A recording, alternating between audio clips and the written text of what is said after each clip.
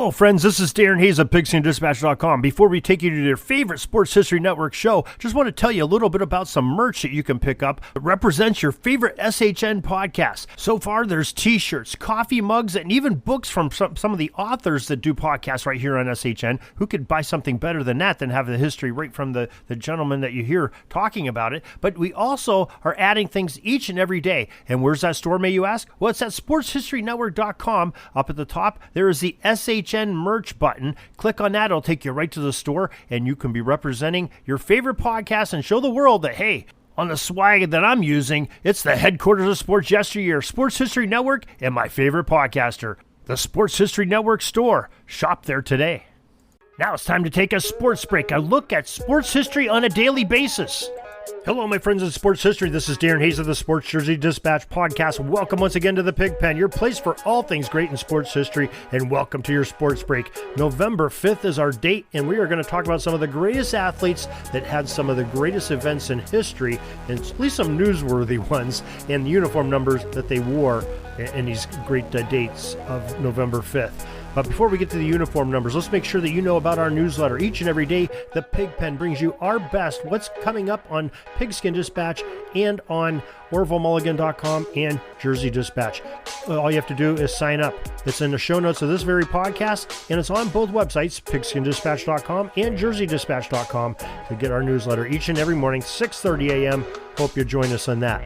Now your uniform numbers for this November 5th. We're going to talk about numbers 82, 4, 1, 24, 14, 17, 22, 6, and jersey number 2. It all starts off November 5th, 1950. The Cleveland Browns, in their first year in the National Football League, remember they spent 4 years in the AAFC, well, their number 82, Tommy James, had a great game on defense. He intercepted 3 passes. It was a club record, which I believe still stands with the Cleveland Browns organization. Did it on November 5th, 1950.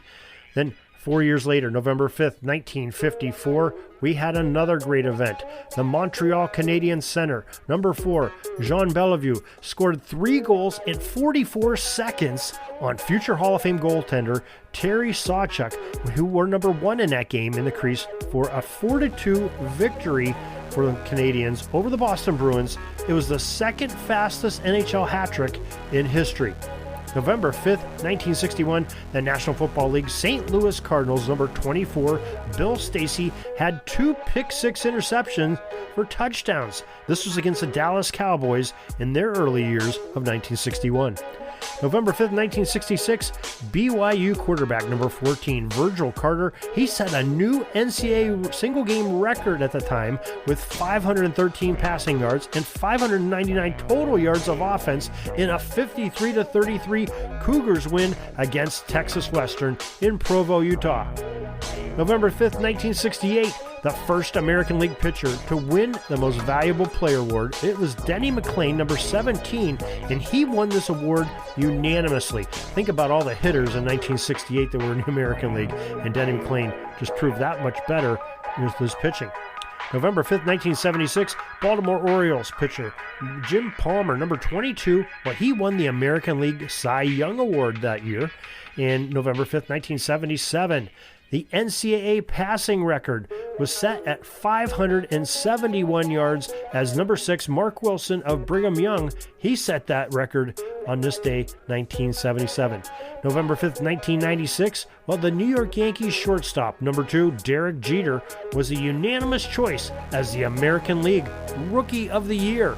So how is that for some great names in history? I'm sure most of us remember the majority of those names that we talked about in those events. As recent as 96 with Jeter. Of course, he had a nice long career with the Yankees, had some World Series rings there as well. And, just some of these passing records that fell. We had, 2 passing records fall by BYU quarterbacks. 1966 with Virgil Carter, and then again, in 1977 with Mark Wilson. BYU definitely quarterback university, and that's only a couple of the great quarterbacks that came out of that program. So speaking of college programs, make sure you join us each and every day on Pigskin Dispatch. We have a college program every day that we salute. We're going through all of the FBS programs, and then we're going to add some more, 150 straight days of college football history that we're celebrating, going through one team at a time. Don't worry, you can go back and catch ones that you may have missed. It's on the front pages of Pigskin Dispatch. So for more great sports history, until tomorrow, you can go to sportshistorynetwork.com, pigskindispatch.com, and of course, jerseydispatch.com. Till tomorrow, everybody, have a great sports history day. Sorry, but my pitching coach just called timeout and he's coming out to the mound. I think I'm going to get yanked for a reliever. We'll see you back tomorrow for some more great sports history on Sports Jersey Dispatch Podcast. We invite you to check out our websites, jerseydispatch.com and pigskindispatch.com. Not only see the daily sports history, but to experience the preservation of great events and people that play the games. Find us on Pigskin Dispatch. It's also on social media outlets of Facebook, Twitter, Instagram, and don't forget the Pigskin Dispatch YouTube channel. Get all your daily sports history. Pigskin Dispatch is happy to be associated with the Sports History Network, the sports headquarters of yesteryear, found at sportshistorynetwork.com. This podcast is part of the Sports History Network, your headquarters for the yesteryear of your favorite sport. You can learn more at sportshistorynetwork.com.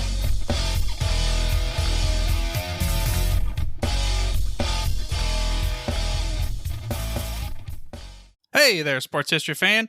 This is Arnie Chapman, a.k.a. the Football History Dude, and I hope that you enjoyed this recent episode presented by the Sports History Network and were able to learn some good old-fashioned sports history knowledge nuggets.